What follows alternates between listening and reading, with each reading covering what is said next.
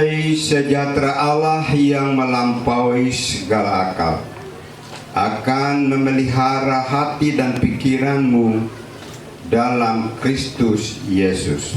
Mari kita berdoa.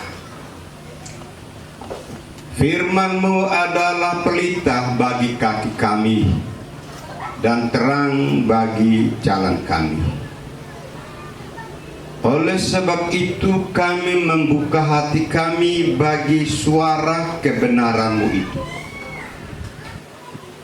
Dengan terpatrinya firman-Mu dalam hati sanubari kami, firman itu akan menjadi suatu petunjuk, menjadi satu pelita dan terang bagi setiap langkah hidup kami dalam kehidupan sehari-hari, sehingga langkah hidup kami tidak mudah terantuk oleh antukan batu yang menghancurkan. Karena itu jamah setiap umat-Mu, Allah Roh Kudus hadir di dalam hati jiwa roh umat-Mu pada saat ini, sehingga ketika firman Tuhan disampaikan benar-benar menguatkan kami, menghibur kami, menolong kami, menegur dan menyadarkan kami. Dengan demikian kami akan pulang dengan membawa pembaharuan dan kekuatan yang baru. Dan hamba-Mu yang akan menyampaikan isi hati-Mu, selimuti hamba-Mu dengan Roh-Mu yang kudus, dan biarlah Engkau Tuhan akan menuntun hamba-Mu dalam pemberitaan firman. Karena itu pemberitaan firman-Mu, awal, pertengahan hingga akhirnya, hamba mempercayakan dalam tuntunan Roh Kudus di dalam nama Tuhan Yesus Kristus. Amin.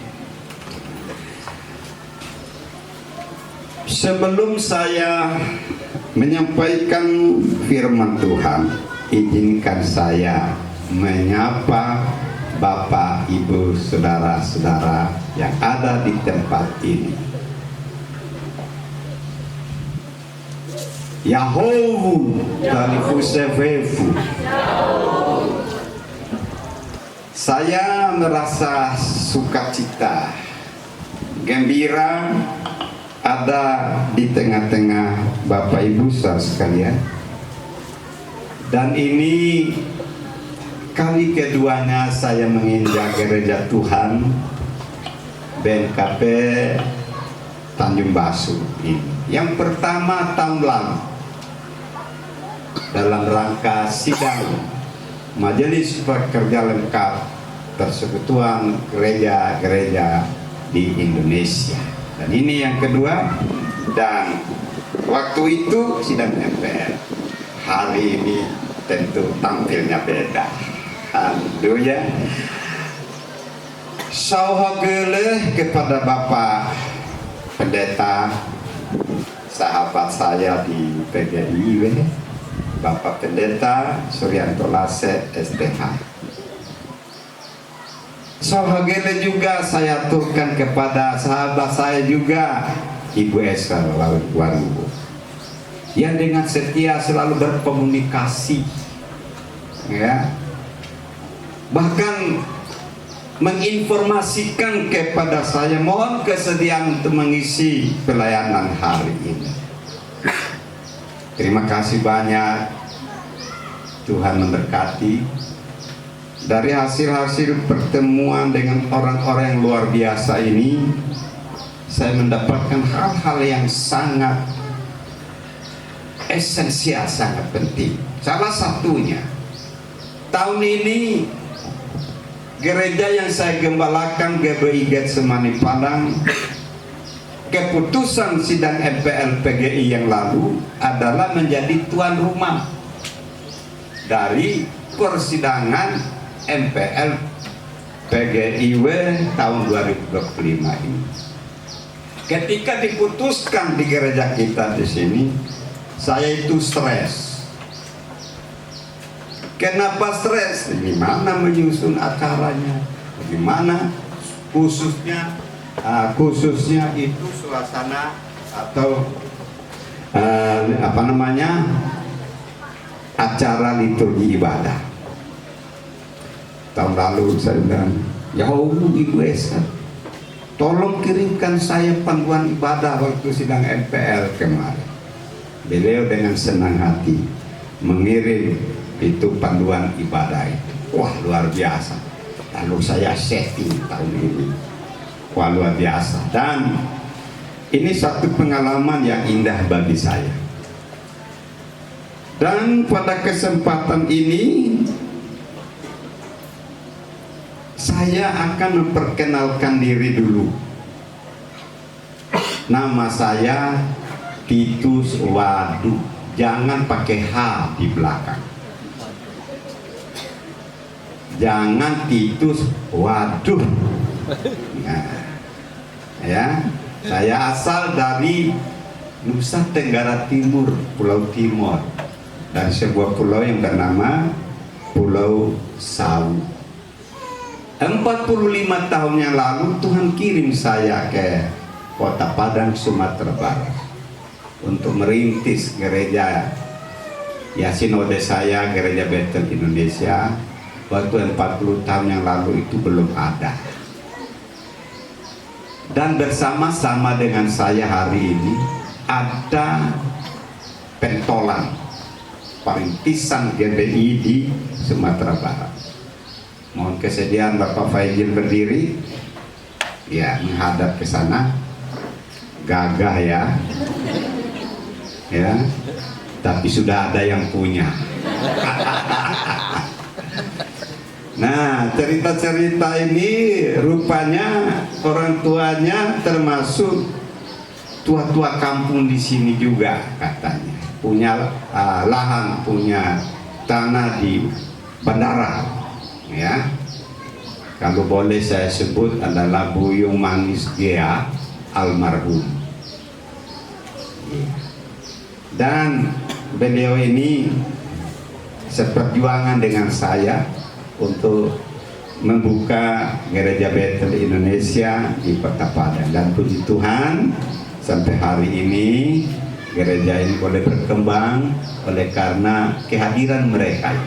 Ya, saya sudah punya istri hanya satu.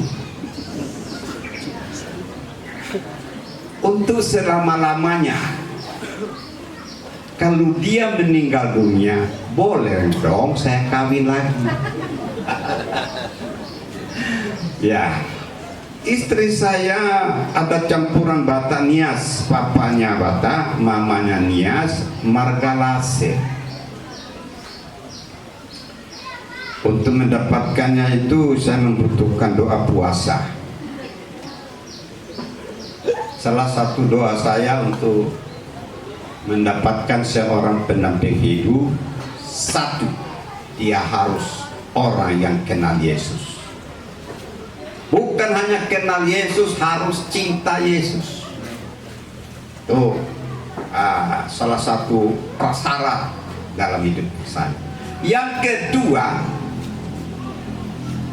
kalau kulit saya kopi, saya pengen seorang istri yang kulitnya warna susu. Lalu kenapa demikian? Supaya ada ada perubahan, pembaharuan keturunan. Dapat dibayangkan, saya kan terbayang-bayang Indonesia Timur kan dekat matahari, ya kan? Jadi semuanya itu hangus, ya enggak? Hangus tuh. Jam 6 sore nggak kelihatan lagi, bisa ditabrak sama manusia. Nah, oleh karena itu untuk perbaikan keturunan, boleh dong Tuhan, saya minta persyaratan selain yang tadi, yang kulitnya putih. Puji Tuhan, dipertemukan saya dengan sekarang ini menjadi belahan jiwaku. Ketemuannya itu di Cimanggis, Jawa Barat. Jauh Bapak Ibu, panjang ceritanya. Lalu tanggal 1 Oktober 1994 saya menikah dan dikaruniakan anak 2 orang. Yang pertama putri, sudah menikah 1 anak, suaminya Ononi Hapura, marga Telaum Banua. Yang kedua belum menikah, sedang mengambil pendidikan program S2 di Sekolah Tinggi Teologi Betel Jakarta dan sudah semester 2. Itulah perkenalan singkat supaya nanti kalau Bapak Ibu ketemu saya lewat di sini jangan panggil hey hey hey, tapi panggilnya apa? Yahowu Bapak Pendeta. Wah, bila sebut namanya Bapak Pendeta Titus Wadu jangan ditambahkan H. Ya, maka kita akan tentunya lebih dekat lagi. Ya Pak Pendeta ya. Saya baru sekitar 3 tahun mungkin berkenalan dengan Pak Lase ya. Tapi rasanya kayak amplop dengan perangkok. Dekat kan, berkomunikasi melalui grup-grup, bahkan dapat temuan begini. Lalu ada pertanyaan saya, setelah ibadah ini apakah ada ibadah kegiatan selanjutnya? Ya? Tidak ada, ibadah kedua nggak ada. Jadi ini ibadah jam 10 ya, dan setelah ini nggak ada lagi. Nah, senanglah hati saya. Kenapa? Saya ini pengkhotbah yang tidak tahu diri karena tidak tahu waktu. Siap? Saya kalau khotbah itu nggak mau sangguang aja itu. Saya kalau khotbah itu harus mendarat. Mendaratnya 1, orang itu senang. Mendarat yang kedua, orang itu pulang dengan sakit hati. Karena khotbahnya rasanya menyinggung perasaannya. Kalau ada jemaat yang tersinggung perasaannya, justru saya lebih senang. Kenapa?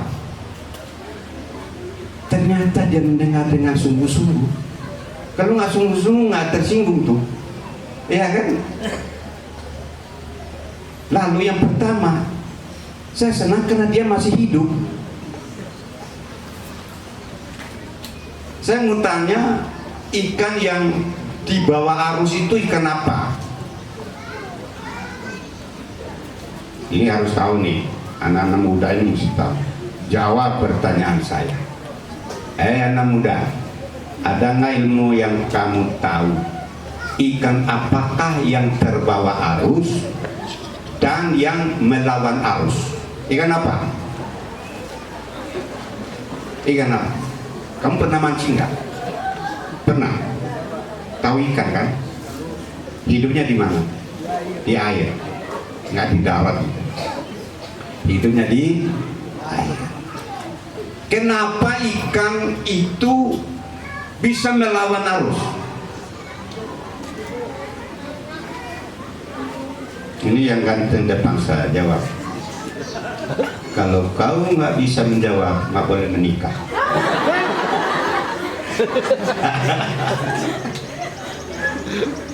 Ibu-ibu, tahu nggak ikan yang kuat melawan arus itu ikan apa? Hah? Ikan lele? Ikan abu-abu? Ikan apa? Ikan mas. Ikan mas. Nah, ini ketahuan nih suka makan ikan mas.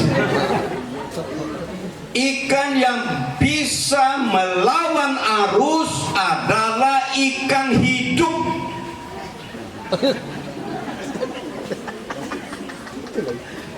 You understand? Nah, Artinya apa? Kalau iman kuat, imanmu hidup, kau tidak terbawa arus dunia ini, tapi kau bisa melawan.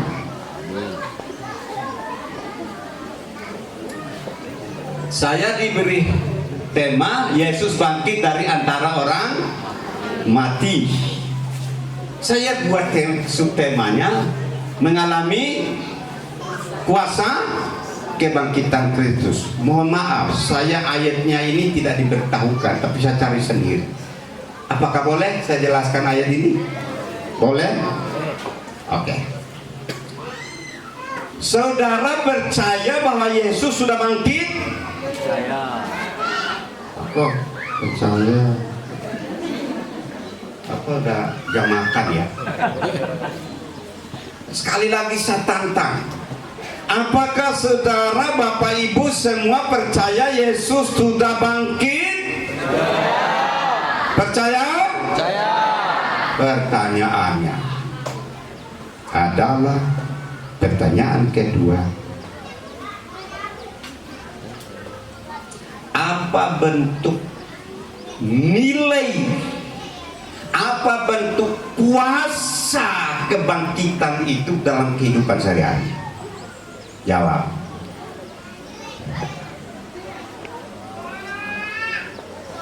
Iblis percaya Tuhan enggak?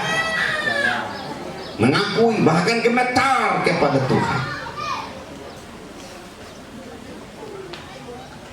Tapi nilai-nilai ketuhanan itu tidak ada pada iblis. Maka pertanyaan saya, saudara sungguh-sungguh percaya kebangkitan Tuhan?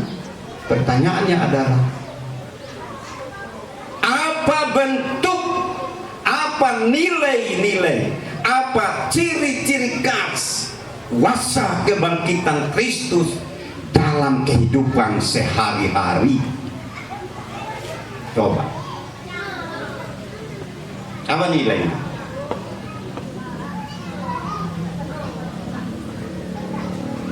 Apa karena kita tahu orang Kristen dari sejak kandungan, lalu kita percaya orang tua mengajarkan aku Yesus Tuhan sudah bangkit dari antara orang mati. Tapi kuasa kebangkitan itu, nilai kebangkitan itu, apa buktinya dalam kehidupan kita sehari-hari? Lanjut. Ini ayatnya 1 Korintus pasal 15, ayatnya yang ke-14. Kita baca bersama-sama. 2, 3. Tetapi andaikan Kristus tidak dibangkitkan, maka sia-sialah pemberitaan kami dan sia-sialah juga kepercayaan kami. Mengapa kita beribadah pada hari Minggu? Mengapa? Apa akan karena sudah menjadi suatu kalender dunia? Kalender dalam hukum spiritual orang Yahudi, mereka ibadah itu pada hari Sabtu, itu hari yang ke-7. Hari Minggu ini adalah hari yang pertama bagi kalender orang Yahudi. Kekristenan itu berakar dari Yahudi. Maka pertanyaannya, mengapa kita tidak beribadah pada hari Sabtu dan tidak dijadikan hari Sabtu itu hari ke-7, tapi kita beribadah pada hari Minggu? Jawab, mengapa? Yesus bangkit. Yesus bangkit berarti apa? Yesus bangkit berarti, saya pikir anak manusia loh dalam ruangan terbuka ini. Kalau manusia berarti bisa menjawab. Saya ini suka khotbah itu berdialog, supaya jemaah itu jangan ngantuk, supaya jemaah itu jangan pikirkan ayam di kulkasnya, ikan di dapurnya, berdua di dapurnya, supaya lupakan itu. Mengapa beribadah pada hari Minggu? Bapak senyum-senyum dari tadi, saya kejar Bapak. Jawab Bapak. Bapak siapa namanya? Jainun Jaluku. Bapak Jaluku, Jainul. Jainul. Jainul. Nama kontekstual ini. Orang pikir Pak Ustadz. Pak Jaluku, tolong jawab saya, bantu saya Pak. Kenapa Bapak ibadah hari Minggu nggak? Kalau menurut tahun saya Pak, karena Allah menciptakan langit dan bumi pada hari Minggu, dan berarti pada hari Minggu Oh. Allah menciptakan langit dan bumi bukan pada hari ke-7 Pak. Tuhan menciptakan langit dan bumi, saya luruskan, saya lagi ngejar waktu. Enam hari. Lalu hari ke-7 hari Sabat. Itulah sebabnya ada hari Minggu ya. Yakin Pak? Rajin gereja nggak? Nah. Keduanya karena Ya. keduanya itu adalah Yang kedua apa? itu adalah hari Tuhan. Yang kedua hari Minggu adalah hari Tuhan. Hari Senin sampai hari Sabtu hari Tuhan Pak. Hah? Hari Tuhan juga. Nah. Ya, saya sengaja membuat ini supaya terini sama kita. Satu kali waktu jemaat kadang menikah, lalu minta kepada saya harinya hari apa? Hari Jumat saja, saya bilang. Karena saya bisa hari Jumat. Apa dia bilang? Jangan hari Jumat Pak. Lalu saya jawab, kenapa hari Jumat? Itu hari panas Pak. Hari panas, hari panas. Di gereja full AC Pak, nggak panas. Saya bilang itu Pak. Rupanya punya kepercayaan. Nggak boleh menikah pada hari Jumat katanya, menurut mereka. Ya, ada lagu anak sekolah minggu mengatakan hari Senin, hari Selasa, harinya Tuhan, harinya Tuhan. Hari Rabu, hari Kamis, harinya Tuhan, harinya Tuhan. Hari Jumat, harinya Tuhan. Hari Sabtu, harinya Tuhan. Semua hari. Hari Minggu, semua hari harinya Tuhan. Pak Jaluku, semua hari hari Tuhan ya. Tapi Bapak mewakili semua itu. Ya. Tapi kenapa ibadah hari Minggu? Karena hari kebangkitan. Berbicara tentang kebangkitan berarti berbicara tentang kemenangan. Menang atas apa? Pak, menang atas apa Pak? Pak Ganu. Kebangkitan artinya menang.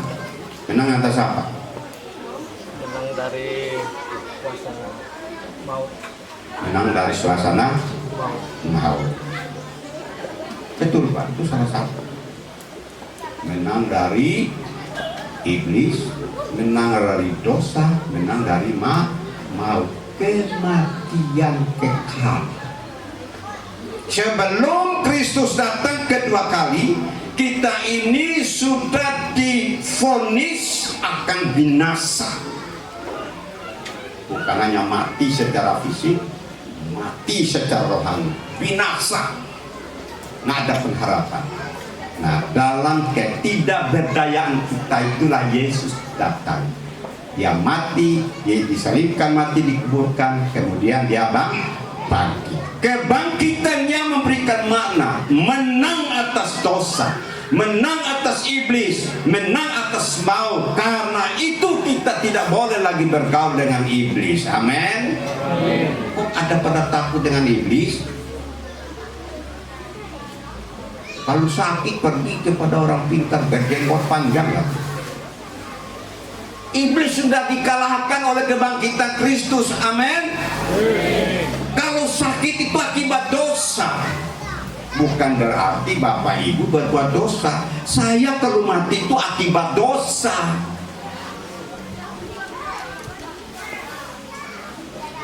Kalau sakit, berpasrah kepada Tuhan. Paulus mengatakan hidup adalah Kristus, mati adalah keuntungan. Saya secara pribadi lebih senang cepat pulang ke rahmatullah. Tapi Paulus mengatakan, tapi kalau Tuhan masih membiarkan kita hidup, itu berarti dari buah. Kalau Bapak Ibu semua diberikan hidup sampai hari ini bukan karena saudara gagah, hebat, perkasa. Tuhan punya rencana supaya engkau boleh memberikan buah. Buah apa? Buah keteladanan, buah kesabaran, buah kasih, buah-buah roh. Itu Paulus mengatakan, aku lebih suka kembali ketemu Kristus, tapi aku lebih suka bersama-sama dengan jemaat untuk memberikan buah. Kalau bagi saya lebih baik cepat pulang ketemu Kristus. Tapi satu hal, aku punya istri, aku punya anak, mereka membutuhkan kehadiranku. Dan juga jemaat yang kulayani, mereka membutuhkan. Dan aku harus senang di tengah-tengah mereka. Karena itu jangan takut mati. Banyak orang takut mati, salah mengambil keputusan. Kalau nggak disembuhkan karena doa, tidak disembuhkan oleh dokter, mulai cari orang pintar. Itu orang sana, bukan di sini. Lalu di mana imannya, bro? Ya kan? Yesus bangkit dari antara orang mati. Kita mau mengalami kuasa kebangkitan Kristus. Bentuknya dalam kehidupan kita sehari-hari seperti apa. Jadi kalau ibadah hari Minggu itu sebetulnya ibarat seorang petinju, dia mengalahkan lawannya, dia jungkir balik, menyatakan kegembiraan, rasa sukacita. Saudara perhatikan pemain bola, apabila kesebelasan menang, apa yang dilakukannya? Dia melakukan selebrasi. Berarti ibu ini suka nonton bola. Nah, Bapak memang dosa nonton bola kan nggak boleh. Hobi nonton bola nggak? Kamu nggak juga. Oh tahu sih selebrasi.